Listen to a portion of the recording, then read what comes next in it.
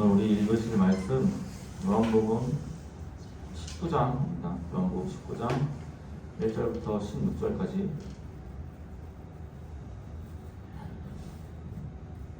구약이 아니라 신약 성경 134쪽입니다. 요한복음 19장 1절부터 16절까지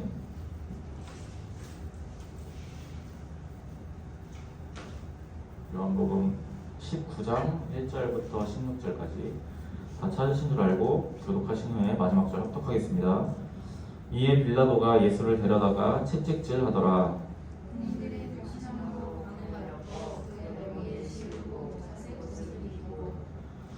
앞에 가서 이르되 유대인의 왕이여 평안할지어다 하며 손으로 때리더라. 빌라도가 다시 육에 나가 말하되 보라 이 사람을 데리고 너희에게 나아가니 이는 내가 그에게서 아무 죄도 찾지 못한 것을 너희로 알게 하려 함이라 하더라. 이에 예수께서 가시관을 쓰고 자색 옷을 입고 나오시니 빌라도가 그들에게 말하되 보라 이 사람이로다 하매 대제사장들과 아랫사람들이 예수를 보고 소리질러 이르되 십자가에 못 박으소서 십자가에 못 박으소서 하는지라. 빌라도가 이르되 너희가 친히 데려다가 십자가에 못 박으라. 나는 그에게서 죄를 찾지 못하였노라.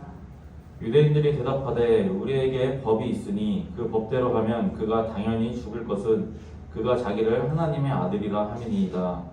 빌라도가 이 말을 듣고 더욱 두려워하여 다시 관정에 들어가서 예수께 말하되 너는 어디로부터냐 하되 예수께서 대답하여 주지 아니하시는지라. 빌라도가 이르되 네게 말하지 아니하노라. 내가 너희를 놓을 권한도 있고 십자가에 못 박을 권한도 있는 것을 알지 못하느냐. 예수께서 대답하시되 위에서 주지 아니하셨더라면 나를 해할 권한이 없었으리니 그러므로 나를 내게 넘겨준 자의 죄는 더 크다 하시니라. 이러함으로 빌라도가 예수를 놓으려고 섰으나 그들이 있으시되 이르되 이 사람을 놓으면 가이사를 기쁘시게 하니이다. 무릇 자기를 왕이라 하는 자는 가이사를 반역하는 것이니이다. 빌라도가 이 말을 듣고 예수를 끌고 나가서 돌을 깐 뜰 히브리 말로 가바다에 있는 재판석에 앉아 있더라. 이날은 6월절의 주일이요 때는 제6시라.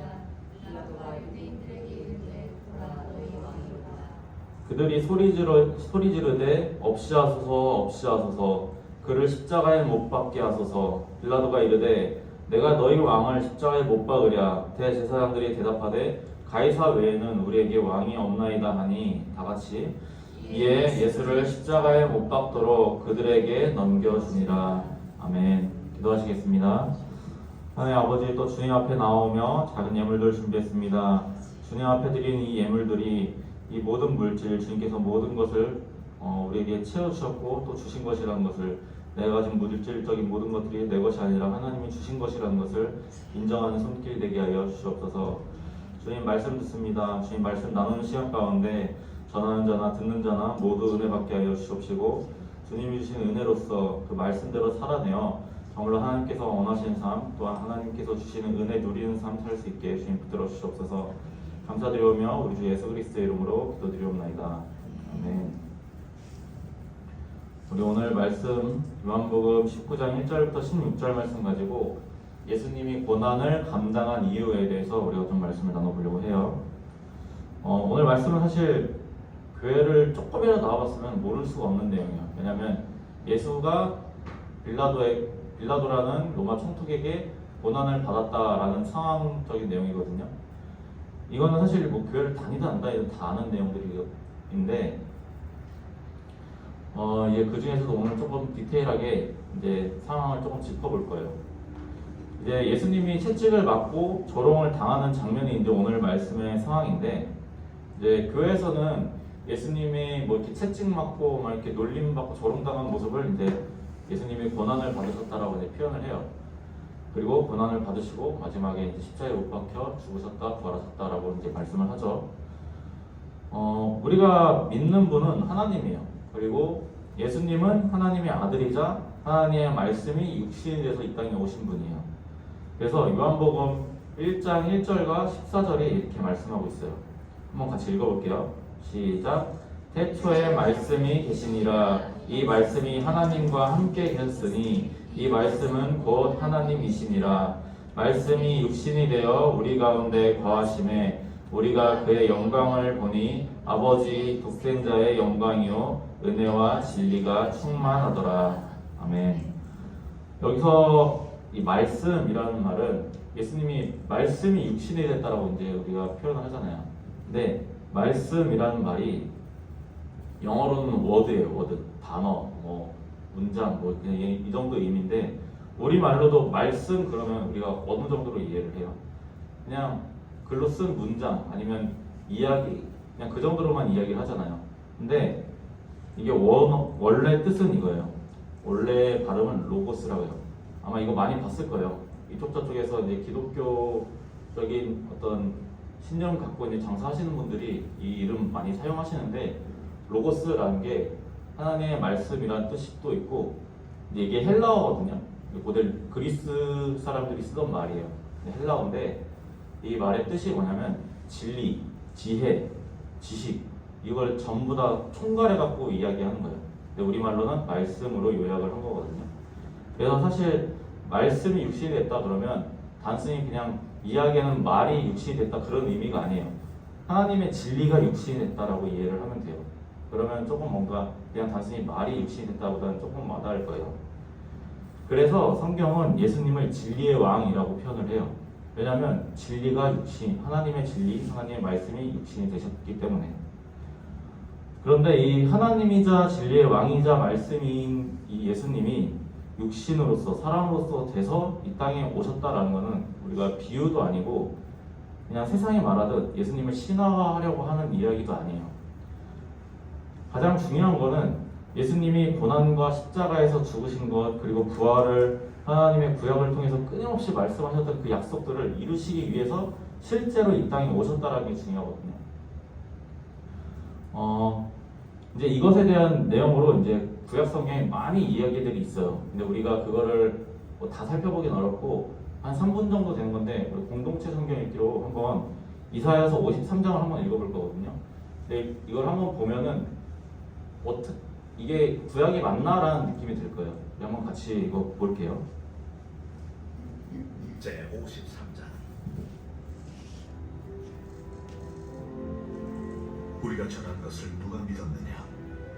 여호와의 팔이 누구에게 나타났느냐? 그는 주 앞에서 자라나기를 연한 순간고 마른 땅에서 나온 뿌리 같아서 고운 모양도 없고 풍채도 없은즉 우리가 보기에 흠모할 만한 아름다운 것이 없도다. 그는 멸시를 받아 사람들에게 버림받았으며 강고를 많이 겪었으며 질고를 아는 자라. 마치 사람들이 그에게서 얼굴을 가리는 것 같이 멸시를 당하였고 우리도 그를 귀히 여기지 아니하였도다. 그는 실로 우리의 질고를 지고 우리의 슬픔을 당하였거늘 우리는 생각하기를 그는 징벌을 받아 하나님께 맞으며 고난을 당한다 하였노라. 그가 찔림은 우리의 허물 때문이요 그가 상함은 우리의 죄악 때문이라. 그가 징계를 받음으로 우리는 평화를 누리고 그가 채찍에 맞음으로 우리는 나음을 받았도다. 우리는 다 양 같아서 그릇 행하여 각기 제 길로 갔거늘 여호와께서는 우리 모두의 죄악을 그에게 담당시키셨도다. 그가 공욕을 당하여 괴로울 때도 그의 입을 열지 아니하였으며 마치 도수장으로 끌려가는 어린 양과 털 깎는 자 앞에서 잠잠한 양같이 그의 입을 열지 아니하였도다. 그는 공욕과 식문을 당하고 끌려갔으나 그 세대 중에 누가 생각하기를 그가 살아있는 자들의 땅에서 끊어짐은 마땅히 형벌받을 내 백성의 허물 때문이라 하였으리요.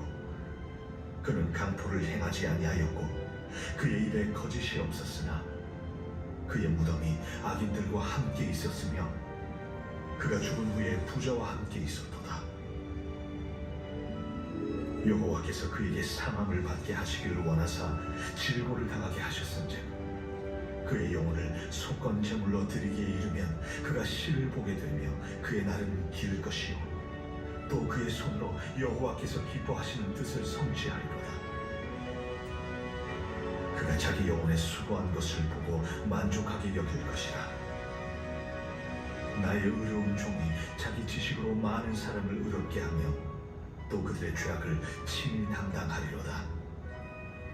그러므로 내가 그에게 존귀한 자와 함께 몫을 받게 하며 강한 자와 함께 탈취한 것을 나누게 하리니 이는 그가 자기 영혼을 버려 사망에 이르게 하며 범죄자 중 하나로 헤아림을 받았음이니라. 그러나 그가 많은 사람의 죄를 담당하며 범죄자를 위하여 기도하였느니라. 자, 이게 이사야서 53장의 말씀이거든요.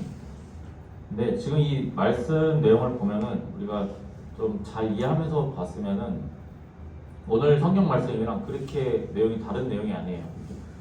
근데 이 성경 말씀이 중요한 게 뭐냐면요, 이거를 기록한 사람이 예수님이 태어나기 700년 전에 이 말씀을 기록을 했어요.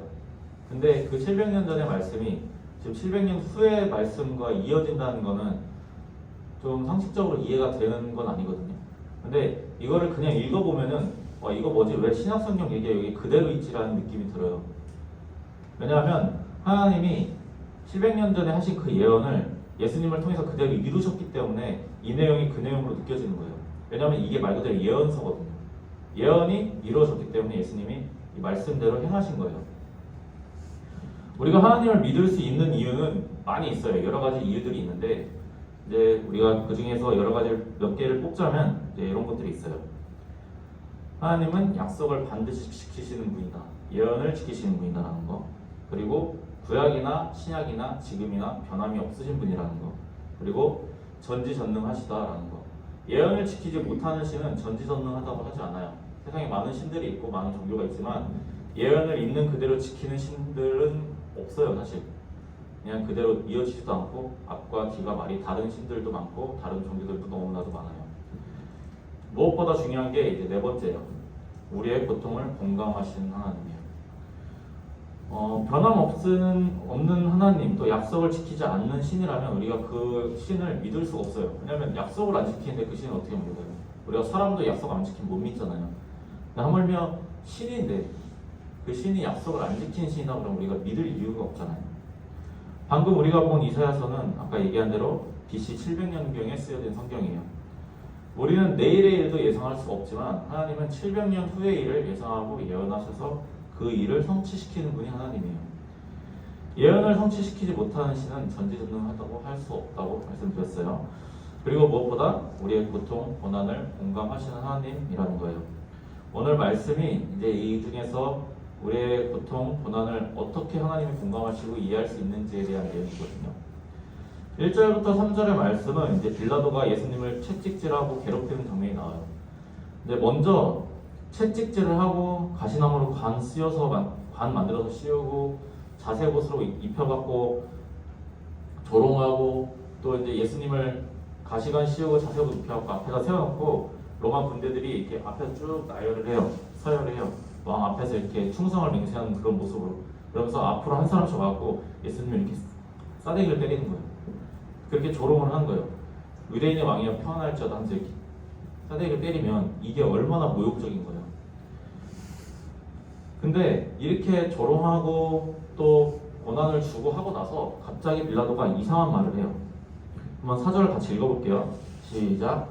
빌라도가 다시 밖에 나가 말하되 보라, 이 사람을 데리고 너희에게 나오나니 이는 내가 그에게서 아무 죄도 찾지 못한 것을 너희로 알게 하려 함이로라 하더라. 지금 보면은 상황상 좀 말이 이상해요. 왜냐면 채찍을 실컷 때려놓고 실컷 조롱 다 해놓고 이제 와갖고 아무 죄도 내가 찾지 못했다 그래요. 보통 형벌을 가하는 거는 죄를 찾고 형벌을 가해야 되잖아요. 근데 지금 이 상황은 형벌을 가해놓고 내가 죄를 못 찾겠다 이런 상황이에요. 앞뒤가 안 맞아요. 그러면서 이제 유대인들 앞에 예수님을 끌고 와갖고 되게 처참한 모습을 끌고 와갖고 이제 이야기하는 거예요. 내가 이 사람한테 죄를 못 찾겠다. 그러면서 5절을 통해서 이렇게 이야기를 해요. 이에 예수께서 가시관을 쓰고 자색 옷을 입고 나오시니 빌라도가 그들에게 말하되 보라, 이 사람이로다 하매. 자, 여기서 이 사람이로다라고 이제 이야기를 해요. 여기서 이 말이 이제 예수님이 어떤 상황으로 또 어떤 모습으로 보여지는지를 분명히 이야기를 하거든요. 영어 성경에는 this man이라고 표현을 해요. 근데 이거는 이 사람이에요, 사람. 예수님이 어떤 분이라고 했죠, 우리가? 하나님이에요. 말씀이 육신이 되신 분인데 예수님의 모습을 사람으로 표현을 해요, 분명하게. 고난받고 괴롭힘 당하고 채찍질 당해갖고 힘이 없었고 연약한 상태의 사람. 그 사람으로서 예수님을 가리켜요. 자, 봐라, 니네가 말하는 그 위험하고 니네가 말하는 그 선동자고 니네가 말하는 그 너희한테 위협이 될 만한 자라고 이야기하는 그 자가 이 사람이다. 너희가 그게 위험해 보이냐? 라고 이제 보여주는 거예요. 그러면서 나는 아무리 뭔 짓을 해도 이 사람한테 죄를 못 찾겠다 라고 이야기를 하면서 유대인들한테 이제 어떻게 보면 나는 할 만큼 했다. 이 사람을 죽일 것까지는 난 모르겠다 하면서 유대인들한테 동정심을 일으키기 위해서 어느 정도 책형을 가한 거예요. 근데 유대인들이 이거를 보고도 오히려 이 빌라도를 몰아세워요. 스스로 유대인이 왕이라고 처하는 자를 당신이 로마의 장교인 당신이 저 사람을 처형하지 않으면 당신은 저 황제의 신하가 아닙니다 라고 하면서 오히려 협박을 해요. 그러니까 빌라도는 정치적인 입장으로 되게 연약한 입장이었거든요. 조금만 문제가 생기면 더 위로 올라갈 수 없는 상태였기 때문에 그 협박에 그냥 굴해버리는 거예요. 자기는 이 문제 때문에 더 높은 위치로 못 가는 일을 겪고 싶지 않았기 때문에. 근데 그럼에도 불구하고 빌라도는 예수님을 풀기 위해서 여러 가지 방면으로 사실 노력을 해요. 유대인들이 보기에는 이 정도로 충분하겠지 그럼에도 유대인들은 그것을 인정하지 않고요. 예수님한테 고난을 가한 빌라도가 오히려 예수님의 진짜 모습을 보고 이 사람을 봐라, 얼마나 불쌍하냐, 얼마나 그냥 진짜 사람이냐 라고 이야기를 하는데 그걸 보고도 오히려 유대인들은 십자가에 못 박으려고 해요. 근데 십자가형이라는 게 그냥 아무렇게나 가하는 그런 형벌은 아니었어요. 우리가 뭐 많이 들어봐서 알겠지만 진짜 극형이에요, 극형. 최악의 범죄자만 세우는 극형이란 말이에요. 근데 그런 극형을 우리가 로마 하면은 법 하는 인식이 있잖아요. 로마법 하는 그 인식이 있는데 그런 로마에서 물질적으로 또 법적으로 아무런 죄가 없다는 게 밝혀진 그 사람을 극형에 처하는 그 십자가형에 처하는 게 그게 올바를까요? 올바르지 않아요. 정상적이지 않아요. 빌라도도 그거를 충분히 인지를 하고 있었고 그렇기 때문에 이 법 테두리 안에서 해결을 하려고 했던 거란 말이에요. 죄 없는 자를 십자가 극형에 처한다라는 거는 그건 그냥 법 없이 행한 것과 마찬가지란 말이에요. 그래서 빌라도는 다시 한번 예수님을 풀어주려고 예수님이랑 이야기를 하려고 해요. 9절부터 11절까지 한번 같이 읽어볼게요. 시작. 다시 관정에 들어가서 예수께 말하되 너는 어디로부터냐 하되 예수께서 대답하여 주지 아니하시는지라. 빌라도가 이르되 내게 말하지 아니하느냐. 내가 너를 놓을 권한도 있고 십자가에 못 박을 권한도 있는 줄 알지 못하느냐. 예수께서 대답하시되 위에서 주지 아니하셨더라면 나를 해할 권한이 없었으리니 그러므로 나를 내게 넘겨준 자의 죄는 더 크다 하시니라. 아멘. 결국은 유대인들한테 그 반협박을 당하고 빌라도가 넘기는데 유대인의 왕이라 칠한 아까 얘기했죠. 유대인의 왕이라고 칠하는 저 사람을 당신이 치지 않으면 당신은 황제에게 반역하는 거다. 근데 지금 여기의 모습을 보면 예수님은 빌라도의 말을 듣고도 아무런 항변도 하지 않고 풀어달라고 하지도 않아요. 우리 아까 이사야서 53장에 보면은 이제 예수님은 이렇게 표현해요. 양털을 깎는 그 목자의 손길을 그냥 그대로 받아들이는 양처럼 그가 그 죄를 온전히 감당했다라고 표현을 해요. 그 말은 알아요. 이게 무슨 상황인지도 아시고 이 힘든 상황을 벗어날 힘도 있고 또 능력도 있으세요. 근데 그냥 가만히 조용히 감당하신 거예요. 고난을 당하면서도 가만히 있는 이유가 분명히 있다는 거예요. 로마 군인들이나 예수님 옆에 십자가 못 박힌 죄수들이 말한 대로 예수님이 진짜 능력이 있고 하나님의 아들이라면 이 상황을 이겨낼 능력이 있잖아요. 그냥 이 상황을 헤쳐낼 능력이 있으신 분이잖아요. 근데 예수님이 아무 말도 안 하시고 아무런 어떠한 행동도 취하지 않으세요. 그냥 감당하세요. 힘이 있는데 우리가 얘기를 하겠죠. 힘이 있는데 왜 그냥 당해? 왜 바보같이 당해? 왜 억울하게 당하면서도 아무 말도 안 해? 아니 힘이 없어도 손해보고 억울하면은 항변을 하고 싸우려고 할 텐데 힘이 있는데 왜 안 싸워? 라고 우리가 생각을 할 거예요. 단순히 예수님의 고난의 문제가 아니라 우리가 어려운 일 당할 때 우리가 그런 생각을 하잖아요.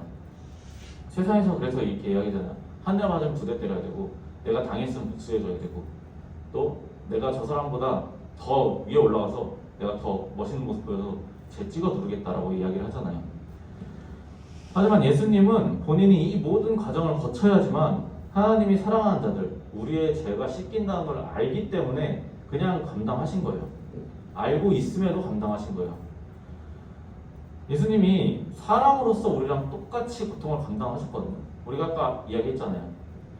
빌라도가 보기에도 이 사람이다라고 이야기했다고요. 하나님을 믿지 않는 자가 보기에도 이 연약한 사람이다라고 표현을 했다고요. 완전한 사람으로서 그 고통들을 온전히 감내하셨어요. 이 과정이 있어야지만 하나님께서 예언하셨던 그 일들이, 그 계획들이 성취되고 완성되기 때문에 예수님이 감당하신 거예요. 왜냐하면 아버지의 계획이 완성이 되어야 하니까. 그래서 신약성경 히브리서 4장 15절은 이것에 대해서 또 이렇게 이야기를 해요. 같이 읽어볼게요. 시작. 우리에게 있는 대제사장은 우리의 연약함을 동정하지 못하실 리가 아니요 모든 일에 우리와 똑같이 시험을 받으신 이로되 죄는 없으시니라. 아멘. 이제 히브리서 안에 이제 예수님이 받으신 고난과 고난의 목적에 대해서 쭉 나오는데 그 중에 하나만 가져온 거예요. 만약에 여기서 그냥 얘기가 끝나면 사실 세상에서 말하는 바보랑 똑같아요. 그냥 고난 당하고 죽고 끝나면. 근데 예수님이 고난 당하신 이유는 우리가 다 알잖아요. 예수님이 이제 이후에 십자가형 당하시고 부활하시고 우리의 죄값을 다 치러내셔갖고 우리를 하나님의 자녀로 삼는 그런 권세를 이루세요. 그런 하나님의 계획을 이루세요. 완성을 하세요. 그리고 지금 이 시대에 나를 비롯한 예수님을 우리가 주인으로 고백하는 모든 사람들이 그 개개인한테 예수님이 성령 하나님을 보내주신단 말이에요. 그 성령 하나님을 통해서 우리가 하나님한테 기도할 수 있는 거고 우리가 하나님을 믿을 수 있는 믿음이 생기는 거란 말이에요. 내가 믿겠다라고 해서 믿음이 생기는 게 아니에요. 내가 믿겠다 고백할 때 성령 하나님이 내 안에 오셔야지 우리한테 믿음이 생기는 거란 말이에요. 예수님이 그렇게 고난을 당하셨기 때문에 유대인이 아닌 우리가 하나님 보시기에 모자란 우리가 하나님의 자녀가 될 수 있는 거고 우리가 하나님의 사랑을 얻을 수 있는 거예요. 우리와 예수님의 차이가 있다면 하나예요. 나한테 닥칠 그 고난을 내가 알고도 견딜 수 있냐 없냐의 차이. 예수님은 하나님이시면서도 우리를 위해서 모든 과정과 결과를 알고도 다 감수를 하셨어요. 왜냐하면 해야 하니까. 예수님이 감당을 하셔야지 하나님이 사랑하시는 그 백성들, 하나님이 사랑하시는 그 그리스도인들이 그 죄의 문제와 또 영원한 구원의 문제가 해결이 되니까. 그러니까 예수님이 그 육체적인 고난, 또 모욕들, 죽음 감당하신 거예요. 근데 한번 생각해보세요. 나한테 만약에 내가 앞으로 받을 고난에 대해서 알고 있다라고 하면 우리가 어떻게 행동할까? 우리 영화들 많이 보잖아요. 뭐 시간여행하는 영화들, 또 막 전생하는 영화들. 내가 받을 고난이랑 내가 받을 고통을 알고도 그거를 받을 사람이 있을까요? 없어요. 어떻게든 피해가지. 우리가 지금까지 살아온 인생이 여러분이 지금까지 살아온 인생들 중에서 우리가 그동안 받아왔던 그 고통들이 없었으면 지금의 내가 있었을까요? 있을 수가 없어요. 그 중간에 하나라도 빠져있으면 지금의 내가 아니에요. 근데 우리가 그걸 만약에 알고 있고 그거를 만약에 피한다라고 하면은 하나님이 원하신 목적대로 우리가 살아왔을까요? 아니에요. 예수님도 그걸 아셨기 때문에 모든 상황과 또 모든 고난이 또 어떤 결과가 있을지 어떤 고통이 있을지 다 알고도 그냥 감당하신 거예요. 피할 수 있는 힘도 있으셨고 피할 수 있는 방법도 있으셨는데 그냥 감당하신 거예요. 왜냐하면 감당해야 하나님의 계획이 완성되니까. 그 고난의 과정이 반드시 필요한 일이라고 할지라도 우리는 그게 나한테 고통스럽고 나한테 괴로운 일이면 피하려고 해요. 그 일이 있어야지 내가 성장하고 그 일이 있어야지 내가 더 나은 길로 나갈 수 있다는 걸 알고 있어도 그 일이 고통스럽다면 우리는 피하고 싶어 해요. 근데 하나님이 이렇게 분명히 이야기해요. 지는 게 이기는 거고 너희가 죽어야 사는 거고 너희가 주는 것이 얻는 거다. 이게 하나님의 원리예요. 예수님은 지고 승리하셨어요. 죽고 살아나셨어요. 하나님이 성경 속에서 보여주시는 그 원리가 세상 속에서 우리가 어떻게 살아야 되는지에 대한 원리예요. 예수님이 우리한테 말씀하시죠. 왼쪽 뺨 맞으면 오른쪽 뺨도 대줘라. 겉옷을 달라고 하면 속옷까지 내줘라. 그 말이 뭐예요? 져주고 배려해주고 너 자신 내려놓으라는 거예요. 내가 질 때 하나님이 승리하게 해주신다고. 네가 양보할 때 하나님이 더 큰 거 주신다고. 네가 너 자신을 죽일 때 하나님이 너 높여주시겠다고 말씀하시는 거예요. 그게 하나님이 예수님을 통해서 주신 원리고 하나님이 우리한테 살기를 원하시는 방법이에요. 당장의 어려움과 고통은 하나님이 앞으로 주실 그 선물을 포장하는 그냥 포장지에 불과해요. 근데 우리가 그거를 참지 못하고 그게 괴로워서 회피하려고 한다면 하나님이 주실 그 안에 있는 선물을 우리가 얻지 못해요. 여러분한테 고난과 또 고통이 있으면 그 순간 한번 고민해 보세요. 하나님 저한테 무엇을 주시려고 이 고난 허락하신 건지, 하나님 저한테 어떤 계획이 있으셔서 저한테 이런 고난과 힘든 일을 허락하신 건지 알려주세요라고 여러분 기도하셨으면 좋겠습니다. 예수님이 오늘 말씀처럼 먼저 자신을 죽이고 하나님이 주신 영광을 얻었듯이 우리도 예수님의 이런 모습을 보고 내 어려움이나 고난을 하나님한테 맡기고 질문하면서 이겨내는 우리 중고청 모두가 되기를 예수님의 이름으로 축복합니다. 우리 찬양하실게요.